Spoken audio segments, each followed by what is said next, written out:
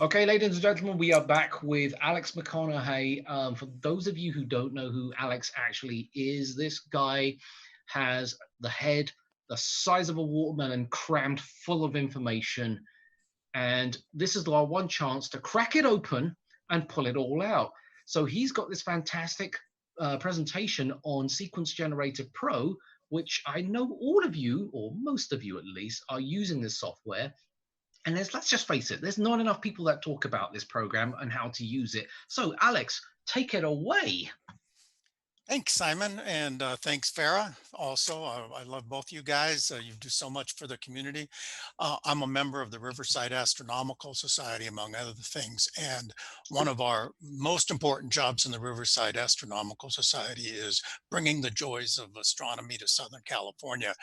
And on Astronomy Day, thanks to the offices of Woodland Hills, we're bringing it to everybody. Today, we're going to be talking about automated sessions and particularly about a Sequence Generator Pro, SGP.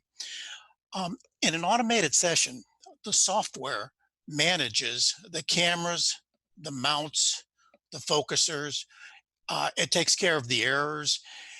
Basically, if everything works right, you press start, you walk away, and then you come back, and the data is all sitting there on the drive.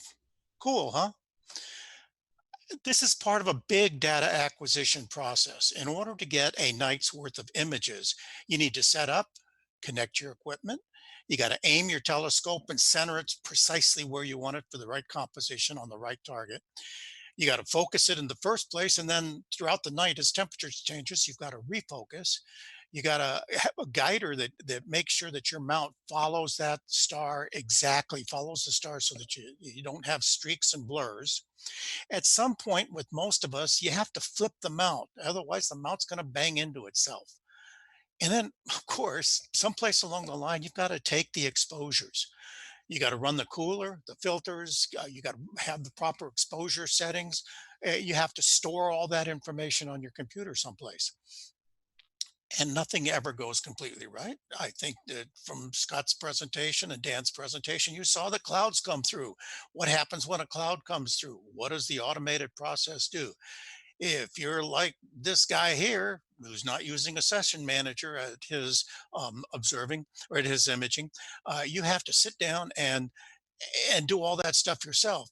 Well, you don't have to do that with the session manager. Just to show you a little bit, I'm going to take you to my backyard. Get a little idea of what it's like to conduct a session overnight by heading out to my backyard. It's about 150 feet back here at my observatory. And you can find out more about what my observatory looks like by going to my webpage down here. I link to it, and you'll find a whole description of the little outhouse.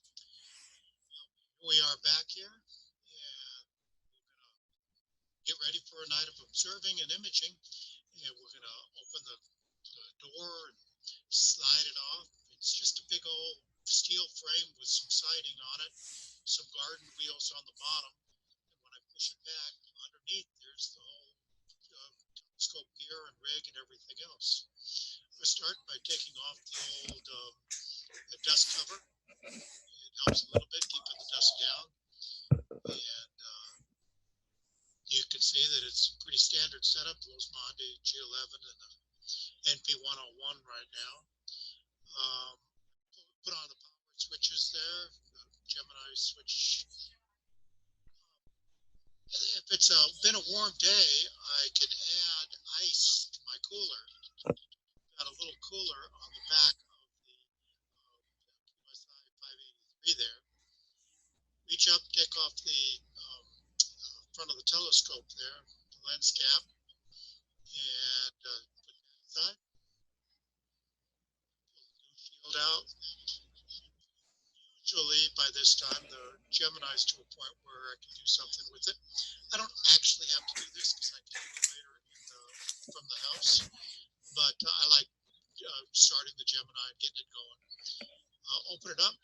There are cables running under from the computer over there back over to the pier and telescope. A couple of power switches on, and while the computer gets warmed up, gets ready to go, I lock it back up. I won't be looking at it anymore tonight. I'll be looking at it from inside the house. There's some things I do here just because I like to do them. Tell this telescope to start off going to a bright star so that I kind of get the idea of where it's going to. It turns out it's pretty useless information because it always goes where it's supposed to go. I guess these are just some old habits that I built up. Now we're going to shut off the camera. I can see by the comments over on YouTube that some of you are having a little difficulty hearing that. So I'm going to just go audio on you here, and I'm going to narrate it live. You can see that I'm saying, hey, I've got to go walk back to the house right now. So we're going to turn around and head off back to the house. Simon, is it going better now? Okay, great. I thought that thumbs up earlier was that the sound was okay. Anyway, we got to walk back to the house about 150 feet away. I sit down and my desktop, the same one I'm at right now, and I call up Tight VNC. Tight VNC is one of many remote programs that allow you to look off into a remote computer and control it. You are now looking on the middle of my monitor screen there at the screen that's back in the observatory that you just saw me start. I start Sequence Generator Pro by clicking on the icon, just as if I were sitting out in the observatory area right now. And you can see that I've got that's what's called a sequencer sitting right there. And it tells me all the stuff that I'm going to do tonight. We're going to talk about that in a little while when we can get there. And as you can see, I have some other things to do. I usually like to go over and start some of the other programs like PhD guiding, and you can see that I've just started that. I don't have to start PhD guiding. In fact, my Session Manager Sequence Generator Pro can also start it all by itself. I could have hit the run button and it would have started all my equipment, connected all my equipment and everything else. But I like doing it because it makes me feel like I'm doing something important. And so here I go. I got it going. The next thing I'm going to need to do is I'm going to have to decide what I'm going to image for tonight. You'll see a little bit later in the presentation how I actually go about doing that.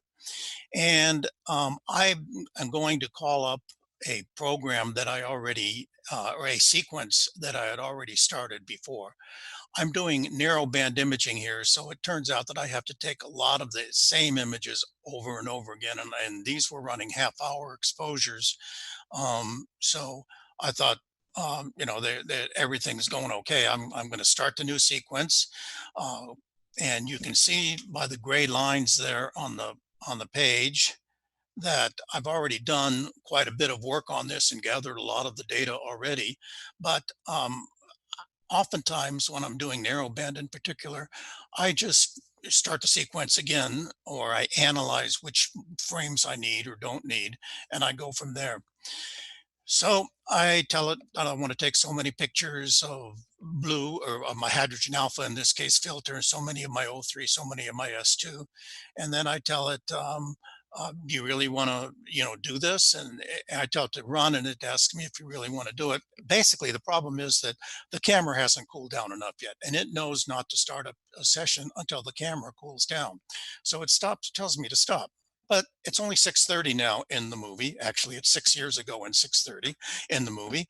And I say, no, it's okay. It's cool. Sun doesn't go down till 7, so it's not till 7:30 I want to start imaging. So I've got plenty of time to wait, and I tell it to wait. And so it knows to wait. And now I'm finished. I've got nothing more to do the rest of the evening. Now, in fact, I'll put something up on the screen that I can watch most of the night if I feel like it, what's going on over there. But get up in my family room here, and this is my old TV, but Monday Night Football is waiting for me over there, and over on the other side is my couch, and so it's time to start taking pictures. Now the next morning, yeah, I'm wearing the same clothes, but this is all kind of make believe just to like illustrate the point. I'm not a morning person, I tell people. And then I sit down right in front of my Wally Pacholka painting of a nighttime image of Monument Valley. And I once again call up Tight VNC. remote desktop, and there's a whole lot of programs that do the same thing. And I'll put my glasses on first, I guess. And after I got them on,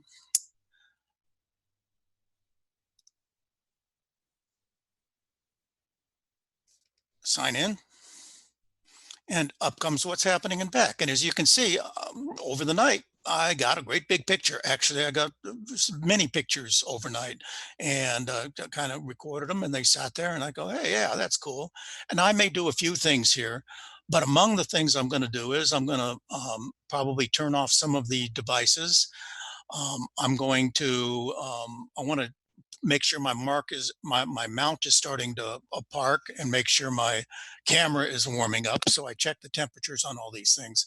Now, in fact, Sequence Generator Pro and any of the other kinds of programs that I'm going to be talking about as session managers can do the same thing for me. They can do it all automated, so that all I've got left to do is go shut the place down. I turn off PhD2. I like looking at it to see what it was guiding like and some of the results it had for the night. So I like looking at it overnight and see the results.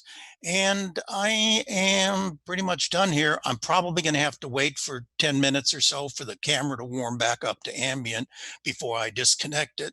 But that's where we are. And it's just about, that's it. That's all the more work I did. Oh, I've got one other thing I have to do. I have to go out in the backyard, and I have to close the observatory down. Now, the movie does show you how I close it down, but let's face it, closing it down is the opposite of opening it up.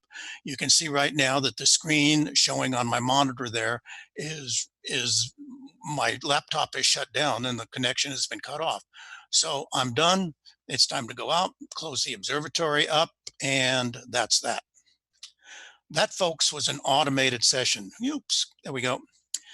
Let's talk about what I'm going to talk about today. I'm going to talk briefly about what all it takes to process, to acquire data. I'm going to tell you a little bit about the computer and software you're going to need for an automated session and using a session manager like SGP, some hardware, software demands of automation, how to monitor it from afar. And then I'm going to use an SGP example. I know that Simon told you that I was going to talk about SGP. Sure, I'm going to talk about SGP. I always like to talk about SGP. I'll tell you some cool stuff about SGP, but there's no way I could tell you everything you need to know about SGP in a 45-minute show. There are other shows. You can come out to Goat Mountain anytime. GMARS is our club observing site, and I'll spend 8 hours with you playing with Sequence Generator Pro. What's the website for your club, real quick, so they know? For my club, rivastro.org is Riverside Astronomical Society, and that's rivastro.org. Okay, and you can also find me on the Astro Imaging channel almost any Sunday. Anyway, I should tell you that we're not going to talk about all kinds of astro imaging. We're going to be talking about deep space imaging, because that's what a session manager is for. And I should also tell you that we're going to be talking about automation and session managers, not about remote operation. Remote imaging, you don't have any physical contact with the site. You're not there. This is New Mexico. Your scope is in New Mexico, and you're in wherever you are. And session automation, however, it's a session with a session manager. It's a piece of software that completes all the tasks that you would normally have to sit there and do. You may or may not have physical contact with your equipment. You may or may not be near it. An automated session may be remote, or it may be local. And a remote session, you can sit there if you're really goofy and like doing this kind of stuff, and you can give commands to the camera and everything else in real time. A remote session could be automated or manual. We're not doing remote imaging, which is a whole nother level of complexity. We're just doing automated imaging. And that relies on a session manager. It's software that manages devices either by itself or by controlling other software. There's some simple kinds of software that they take the identical exposures or maybe varied exposures, and there's some session managers listed there that do that kind of stuff. But then there's the more sophisticated ones, and Sequence Generator Pro is definitely one of the more sophisticated ones.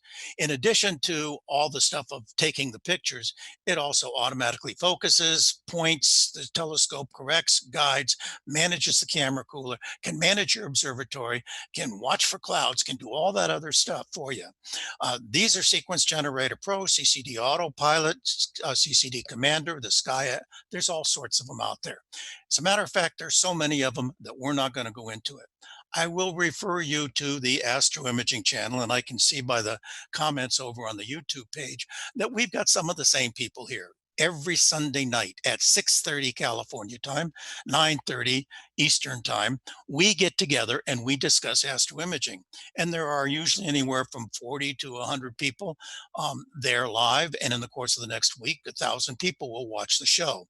We've got 6 years worth of programs piled up in our YouTube channel. So there are 300 programs. One of the most important of them was by Roland Archer from, I think, last October or so. And this is the URL for it down in the lower left-hand corner there. And he compared all of these programs, and look at the prices over here: $6.95, $14.95, $95 to $2.95. But incidentally, you need to buy Maxim in order to get that one to work. Nina is free. Prism is $149 to $4.99, depending on how many features you want in it. So there are all sorts of programs, and Roland did a great job of describing which ones. They've got their own styles, they've got their various reliability reputations, they've got features, they've got cost. Go to Roland's website and watch the YouTube program that he put on for the Astro Imaging channel, and you'll see a comparison of these things. What I'm talking about today mostly is all session managers. I'm going to use SGP because it's the one I know best. It's the one I practice with. It's the one I use. It's also a very, very good one. It's the big dog in the pack right now, I think. And it got that way because it broke a price barrier. For $100, you can get a program that does what's the $1,495 program does. So it does almost everything you'd want to do and does it very well. That's why it's the big dog. What do you need to run it? You need a computer. Doesn't have to be a particularly powerful computer. They're usually Windows. Almost all these programs are Windows based, but you can get them for Pi or anything else you like. Nice to have Windows 10 on it and big hard drive, because most of them do come in Windows, and they do store a lot of data. You need lots of USB ports, and you need serial connections because an awful lot of our equipment is still on serial. It's also very good, just buy yourself an old used desktop. They've got these serial connections already, and it's cool to have it without having to mess with the converters. I want to talk about the device manager, something that many of us don't need most of the time nowadays because software drives itself, it hooks itself up. But there is a thing called the device manager that you can find in Windows, and it lists all of the different elements of your hardware set. And you need to learn how to use that if you want to use a sequence manager. A second thing you want to know about is ASCOM. You're going to need ASCOM in your computer. It's a piece of software. It's Star Trek's universal translator. You know how no matter where they went, they could talk to people? Well, before ASCOM and such came along, that couldn't be done. But what happens now with ASCOM is that a software developer like Ken and Jared, who developed SGP, can say, we want certain things done, and give that command to ASCOM, and then ASCOM translate it to all the different manufacturers, so that you don't have to have each software developer writing a driver for each and every program, or for each and every piece of equipment that might possibly use it. So you're going to need to learn that pretty well. You are also going to need a good mount, one that's fairly stable and reliable, one that gets you where you want it. This is my observatory out at Goat Mountain. You want a camera at almost any kind of camera will work with one kind of sequence or session manager or another. You probably want an auto guiding system because most mounts simply can't guide can't track well enough all night, and you're going to want to be able to correct it. You want a focuser because temperatures will change during the night and things will change, and you'll want to refocus every now and then.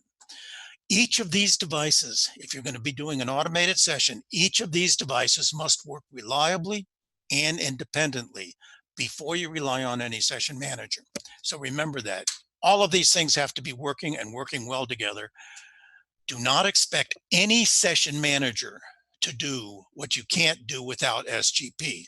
Too often I say, hey, SGP wouldn't do this and it wouldn't do that. You know, I've never got a good polar alignment out of SGP. SGP doesn't do polar aligning, okay? So get that into your head, okay? You got to get that. What do you need in a mount control? You got to be able to park it and unpark it remotely. You got to be able to slew and point it. You got to be able to plate solve and center, and we'll talk about that in a little bit. And you have to be able to do a meridian flip. Plate solving and centering is there's actually three operations. Slewing is moving your telescope to one part of the sky or another. Plate solving is nothing to do with moving a telescope. It has to do with looking at a picture and deciding where that picture is in space. In other words, if you've taken a picture, you want to take a picture, you want to figure out where that is, you know exactly where your telescope is pointed at that point. And if it's not pointed where you want it to point, you want it to center. Center and plate solving are not the same thing. Center is moving based on the information of a plate solver. Almost all of the programs that are called session managers will have plate solving within it. Sometimes they use an outside program like Plate Solve 2 to help them with that kind of solving. Second thing you want your mount to be able to do is do a meridian flip. Most of us use some kind of German equatorial mount.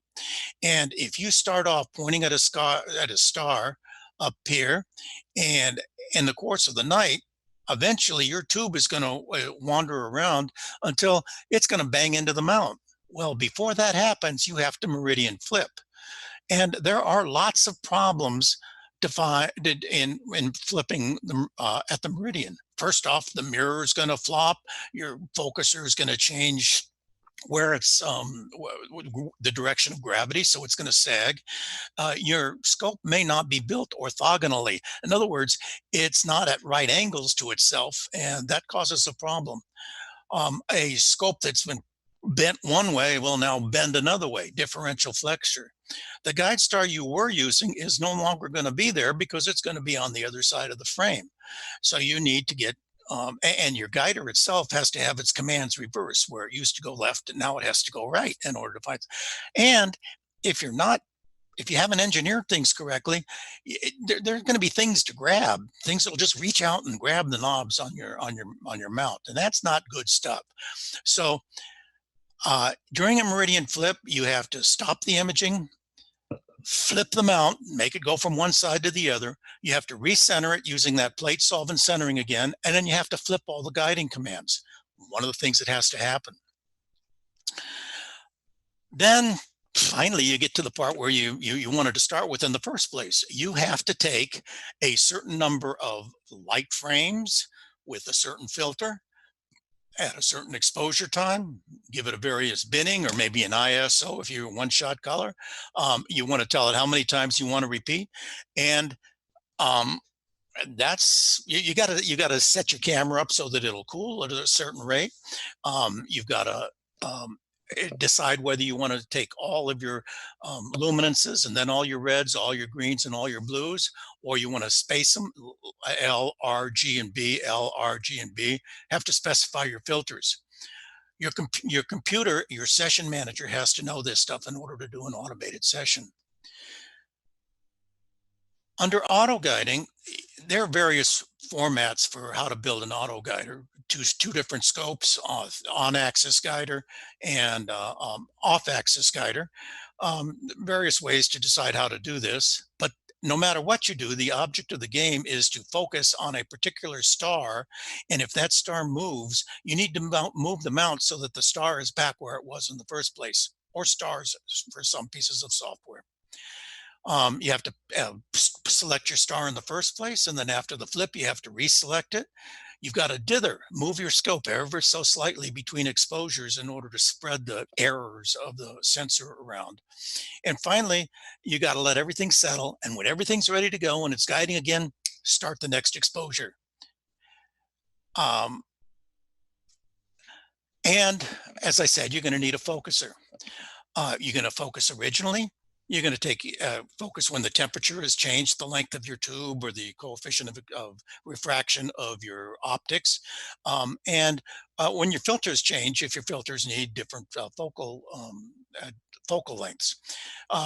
Usually what happens to focus is it takes a picture, it takes another picture, takes another picture, takes maybe 7 or 8, 9 pictures, and it determines the half flux ratio of how big the star is. You want the smallest star, so it goes back to where the star was the smallest.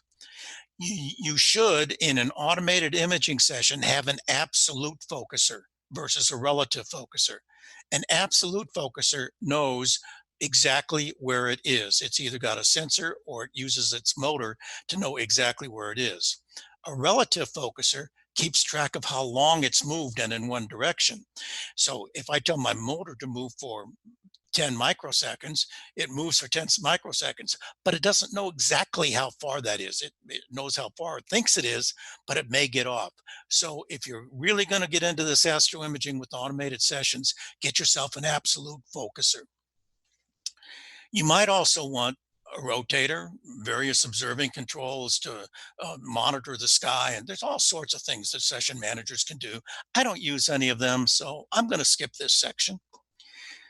There are other things that most session managers would want to have in them. If something goes wrong, you want to know that it's going wrong. You want to be told right away so you can do something about it. If you're taking flats, darks, maybe you want to keep a record of how good your half flux radius is, and you want to evaluate each image as it comes down. Maybe you want the little calculator in there to suggest what the ideal exposure would be. All those things are available in a good session manager, including Sequence Generator Pro. This is what error recovery looks like. Let's say it's 1 o'clock in the morning and one of Dan's clouds comes through on your imaging session. Well, you know, the guide star disappears. When the guide star disappears, what do? Well, you send a message saying, hey, the guide star has disappeared, but you also stop everything for 5 minutes and then check to see if the guide star is back. If it's not, that means the cloud's still there. So you keep that up. In Sequence Generator Pro, you can set it up to for as long as you like, to keep trying for as long as you like minutes, and eventually it'll either find it or it won't. If it doesn't, it aborts the session or does what it. Now, when it finally finds a star and it knows that it's good again, the cloud's gone, it'll have to recenter, which means it knows to call the plate solving, and it needs to know the centering routine and the refocusing routine if you ask it to, and all that other stuff. That's one of the things that all good session managers and SGP does.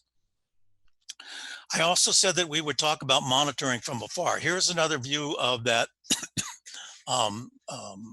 of my observatory in the backyard. There's that little computer that you were seeing snippets from.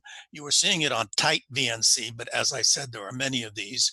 And there are lots of ways people have tried to remotely control their monitor, their rig from afar.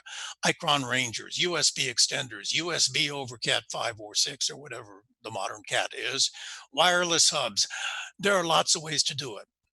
Everybody that I've ever talked to eventually says, you know what, buy yourself a cheap desktop computer or a cheap laptop computer or your old laptop computer, stick it back there, have it run the session back there, and just monitor it from someplace far away.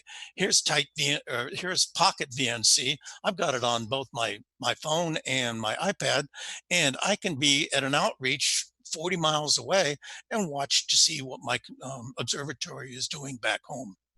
That's probably that's the easiest way to do it.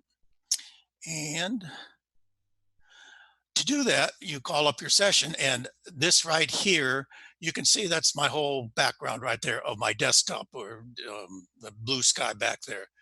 And here's a kind of a blown up of the controls that I have. This is what my connection looks like, and I can stop the connection. I can refresh the connection. I can do all sorts of things. I can send a control alt delete. These are all things I can do. But this part right here you're looking at, the main part, is the computer back in the backyard. Okay, so that's the easy way to do it. So there's some things I got to tell you about. One, when you're plugging your things, your equipment together, try to plug and play it the same way. It may or may not matter, but sometimes it does. Always put that USB cord in the same socket that it was in before. Separate your ports if possible. If you can have a computer like an old desktop computer with, I got a $200 used desktop computer out of GMARS, and it's got USB ports and all sorts of things just sitting around. uh, do that if you can. Pair your high demands and your low demands. For instance, your focuser very rarely has to do anything work, but your auto guiding camera is regularly downloading stuff and things like that. So you can pair those two together because one's high, one's low. And the other thing is spend the money on good USB hubs. All right. If you're going to buy them at all, buy good ones. Get your cable management right. Each device must work. Don't expect SGP to do anything that you can't do without SGP. If you change something in your system, be sure to go back to the configurations in your hardware, in your software, and change them. And remember that an apparent problem in one program may really be in a completely different program. Okay, the programs are meant to work together, but they don't necessarily do that. Some hints about wiring: bundle your cables as much as possible. You can see coming from the computer, or from the camera here to the dovetail, there's just one cable going there. Then there's one big cable going down to the center of rotation on the right angle. Make sure they're tangle proof and inspect them regularly. Make sure they're plugged in. Automation cautions in the last words. The session manager is not necessarily what is failing you. Just take it easy and go through the process logically. Use the log files. All of these programs have big, extensive log files that you can read. Check the settings in other programs, other equipment. It may not be Sequence Generator Pro or Prism that's messing up. It may be your guiding program. Check your equipment mechanically. Make sure that, the cables have enough room to move. Each device must work reliably and independently before you rely on a session manager. Don't expect the session manager to do what you can't do without the session manager. There's a whole lot more to be said about how to use SGP. And I wrote a tutorial a long time ago, and you can find it on my web page. It's called SGP the First Week, and most of you cheat and do it in less than a week. I know that because I've been told. There's also an excellent book. I don't know if it's excellent or not, but it's the only book I wrote, called Using Sequence Generator Pro and Friends. When I wrote that book, I was trying to tell people everything I know about session managers, including how to use PhD, how to set up for an evening, and all that other stuff. One last piece of advice I want to give: RTFM. Read that fine manual, whether it's this manual, that manual, or the manual that your software maker puts out. Read it. There's a lot of cool stuff in there usually. Let's go through a session. First thing you have to do is you have to define who you are and where you are using a profile manager. And you have to define what your equipment is using the equipment profile manager. And we're just looking at I've got like lots of profiles depending on which camera setup I'm using. And you can see that what it does when you're defining these things is you're defining things about your camera. All of these things show up someplace else. This information about readout noise is used in helping predict an ideal exposure time. For instance, the number of pixels is used in helping to define what you need when you start binning and things like that. So all of it matters. In Sequence Generator Pro in particular, you have to pay attention to whether you're in the control panel or the equipment panel. This is the control panel for this is the equipment panel for the camera. This is the control panel for the camera, and you'll notice they've got a lot of the same information. I find it easier to ignore the fact that there is such a thing as a control panel. I do all my changes up in the equipment panel and take it from there. You may have your own style. One of the nice things about session managers is everybody's got their own style. First thing when you sit down, after you've defined all that stuff on a given night, you want to find out what you want to take a picture of. Sequence Generator Pro has what's called the framing and mosaic wizard. And you just type in the name of the object that you want to get and you fetch it. You have to be on the internet to do this, but once you've done it, once you've downloaded this picture and gotten the raw data, you don't have to be on anymore. So you can do this at home and then go off someplace else. You draw a rectangle around what you want to take an image of. Oops, looks like I drew too big a rectangle. So I've got a 2x1 instead of a 1x1. Now I've made it back into a 1x1. I move it around a little bit so that it focuses so that it centers on where I want it centered. I can rotate the picture a little bit. And when I got it to where I really run it, I tell it, yeah, that's what I want to do.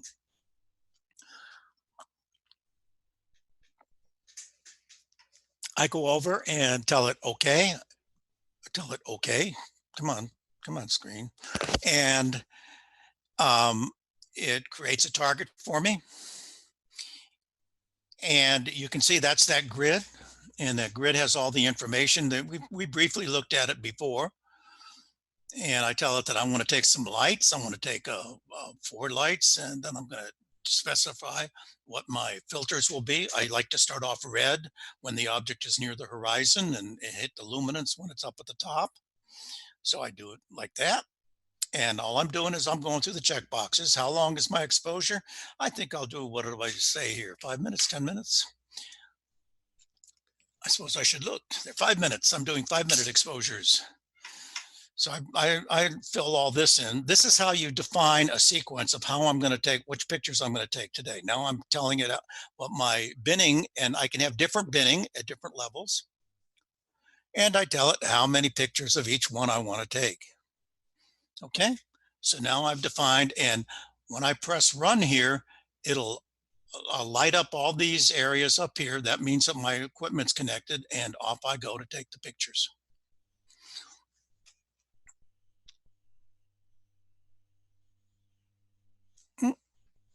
I don't know why we're there again. Here we go. You know, that sequencer looked pretty complicated, but in fact, it's just a big table, and there are various parts to it. When you're looking at the sequencer, there are these parts in red.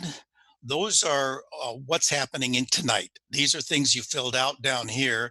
You've told it what the target was going to be, and you told it what you wanted your exposures to be. The things in yellow is how's it going tonight. And it's also happening over here. You can't see it. I'm sorry, I missed that for some reason. It tells you the progress. The things that are in blue are things that once you've set up in the equipment profiles, they stay there forever and ever and ever until you change it or choose another profile. So while it looks like there's a lot of stuff there, well, that's because there's a lot of stuff there. But it's all very friendly stuff once you get used to it. You've connected the devices, you programmed the session, you got your exposure sequence. All you got to do is press run the sequence right down here, and off it goes to do that. First thing it's going to do is focus. As I said, it's going to take a series of pictures, find out pretty much where the lowest, the smallest HFR is, and having done that, it will decide, okay, that's where your best focus is. It'll move the focuser back there, and then it'll point your telescope slew to where it belongs, plate solve to make sure it's there, and if it isn't there, it'll plate solve again and center again and plate solve and center again until it gets where it belongs. And then when it's good and ready, it'll start PhD guiding and connect everything that it's supposed to connect and start guiding. Now at this point, I usually set up a screen looking something like this. And this right here is the standard PhD screen to tell me what I've just gotten a picture of.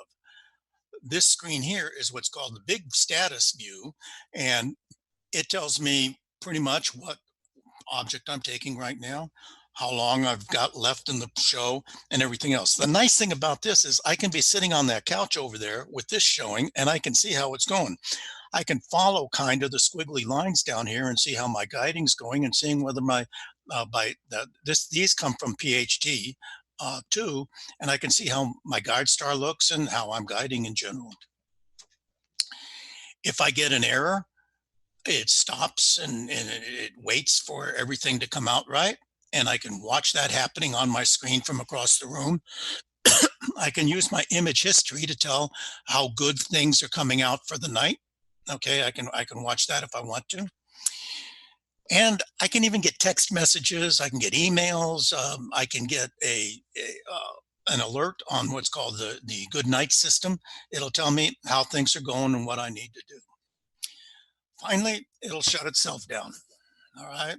It'll show me what all I've done that night when I wake up in the morning, and it'll shut itself down. Now, I've just done in 12 minutes what it took me 409 pages or something over here in this book. And God, the tutorial is supposed to take 7 nights. I asked Bob Moore how long my presentation at NEAC should be in September. And he said, well, some of them go up until 2 o'clock in the morning. So honest, there's a lot more to learn about Sequence Generator Pro and all session managers, but they do make your life easier. So thanks for Woodland Hills for giving me a chance to tell you about all this. If you have more questions, I invite you to come on over to the Astro Imaging channel every Sunday night, and we'll be there for you. Okay. So we're going to open up the floor to questions. Try not to send any massively over technical questions that suck up all the time. And stump the presenter. And stump the presenter, more importantly. So I've got questions right off the bat for you. Are you ready? Yes. I've been to a lot of star parties actually in my time, and there's probably one that I enjoy going to more so than any other, which is Nightfall. Is Nightfall going to happen this year? Assuming of course it's going to happen. Could it not happen? Stuff not going to go away. Native for Nightfall, and Nightfall is a wonderful star party that we have every year down in Borrego Springs, California. We take over an RV resort, and Woodland Hills is one of the big sponsors of this, and we really appreciate that, Farah and Simon and Dr. D and all the people you bring down. We take it over for like 4 or 5 nights, and you can bring your RV, you can camp down there. There's an imaging workshop and all this other stuff. Nightfallstarparty.com is the place you can go to find out about it.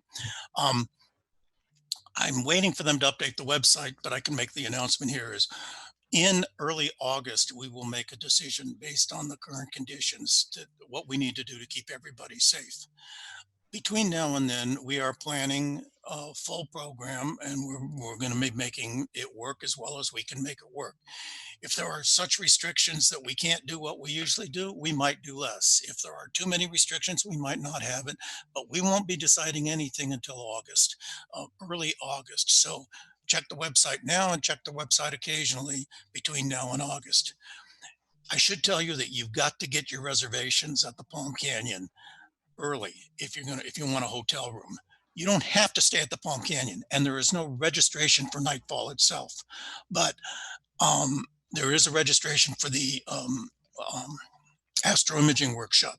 This year, the Astro Imaging Workshop is going to be featuring citizen science, how you, with your pretty picture astro imaging gear, can contribute to science at the same time.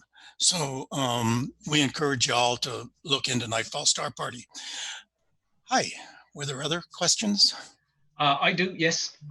You mentioned about the focusers, absolute and relative. Mm-hmm. This actually hasn't really been brought up as frequently as it should be, but could you give us a good example of an absolute focuser?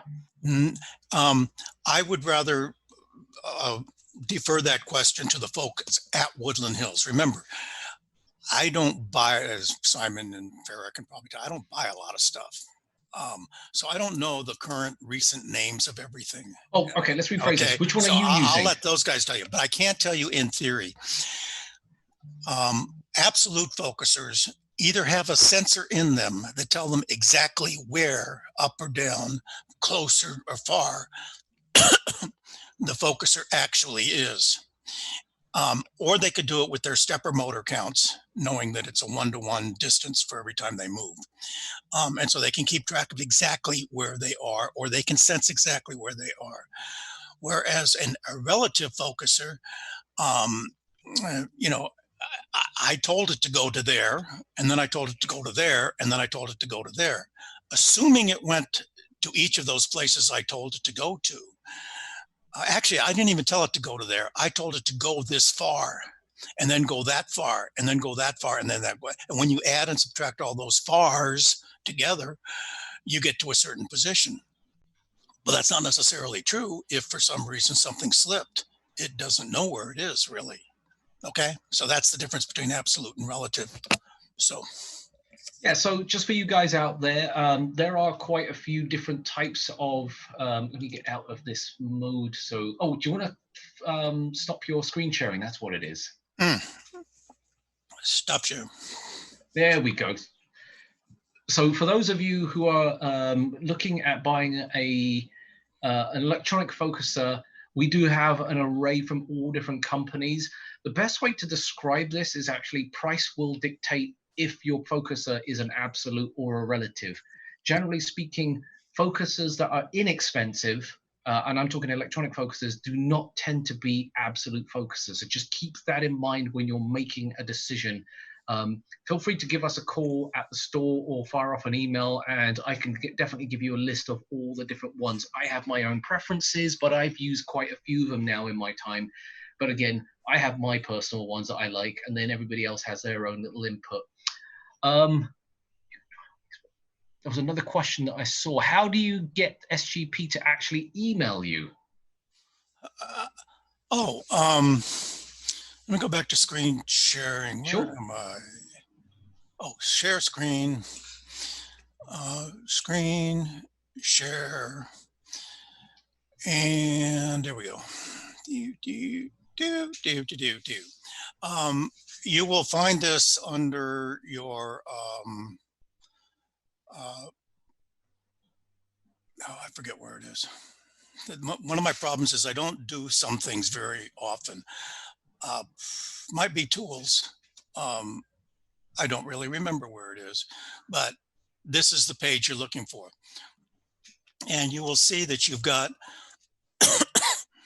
Goodnight System, which is an app that you can put on your phone, and it communicates with you in a various, well, you see all these things over here: status updates, alerts, warnings, errors, and timed errors. These are all the things that it can communicate with you. Or you can have 3 different email addresses, and you configure each of these email addresses differently. They may be the same email address, but let's say you're going to sleep at night and you're not going to be checking email anymore. You don't want to know. You don't want to know certain things. So, okay, I don't want to know every time it starts a new exposure and ends in the old exposure. I do want to know if there's an alert or a warning. And if certain things didn't happen, I want to know, because maybe something, I've lost my power or something like that. So you can configure the email in 3 different ways. And then text file, you can send text files. By the way, one of the ways you can send an email is to a text, so that your phone picks up the email. It's in the book someplace, which I've forgotten where, but it's in the book about, I think the chapter about sleeping all night. But basically, you have to send a text. You have to send an email to Verizon, or at Verizon, and then your phone number or something like that. You have to talk with your provider, and they'll tell you exactly what your text number is, so that you can send yourself an email to your text. That makes sense?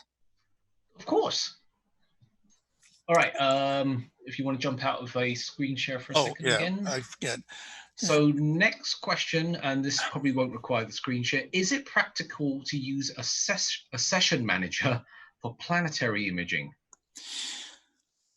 I don't think so. I don't know very well. I don't do very much planetary imaging because I don't think I'm very good at it. And you know, why beat your head against a wall? Now, the real reason I don't do it is just because I've spent so much time in the deep space, and um, just every time I've seen Christopher Go or Damien Peach, no, Oh they're yeah, doing it real quickly. those Pardon? guys are doing it on the fly, literally. And Yeah. I got to admit, I have done the only thing from a session standpoint that I do with planetary imaging is just changing from one filter to the next and rattling off each capture. Yeah, But and you kind of want to be there when it's happening. yeah, exactly. And the other thing is, remember, like when that picture that you saw on the splash screen at the beginning of my presentation, that was like 40 hours worth of exposure. Okay, that hydrogen that narrowband picture. The typical Jupiter picture is all going to be taken within 10, 12 minutes at the most. You know what I mean? Yeah. Yeah. So you don't need a session manager. You're going to be there. I'm not going to sit there through 40 hours of deep space imaging.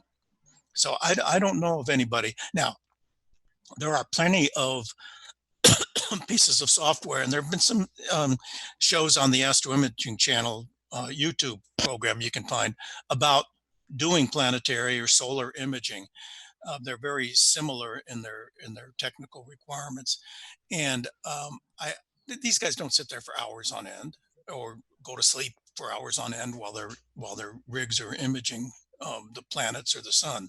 They're sitting there doing it, and there are some very good pieces of software that are recommended during those Astro Imaging channel shows. Okay, we'll do one more question, and this is actually quite a good one. Is it possible to incorporate flats into a planned sequence? Certainly. Remember when I was you know, it's too bad I don't have Sequence Generator Pro on this computer. Yeah, I'm going to share my screen again. Screen share and see if I can flip up to there. You see the sequencer here? See the type?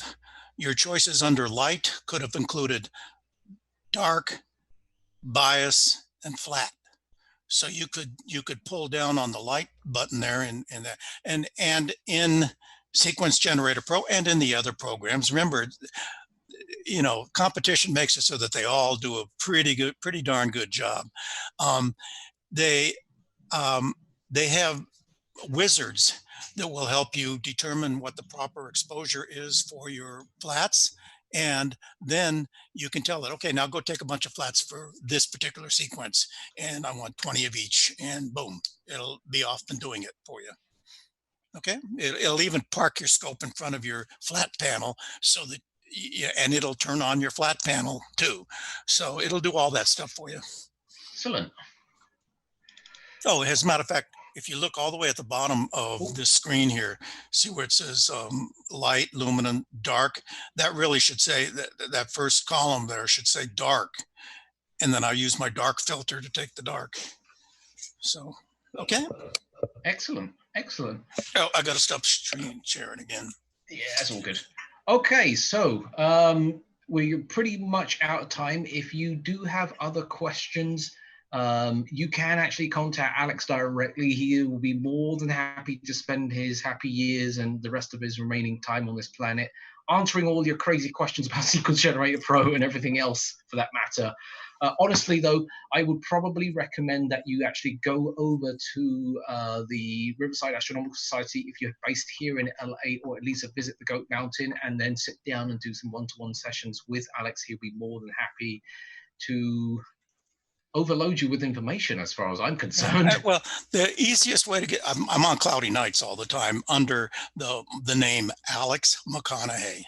Okay, got that? Mm-hmm. Nothing tricky, Alex McConahay. And of course, I'm on the Astro Imaging channel every Sunday night. Okay, Oh, tomorrow tell us night. tell us a little bit about that, because you're on tomorrow, aren't you? No, I'm not on tomorrow. Tomorrow night we have a fellow coming. Tomorrow night we have to. Tomorrow night we're gonna.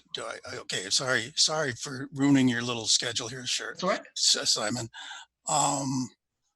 We got 2 more Oink. minutes to kill. We're not killing. Okay, how do you get out of there? There we go. You get out of there. He's running away You from you. that's my devil's monument. That's my screen. Say what is there?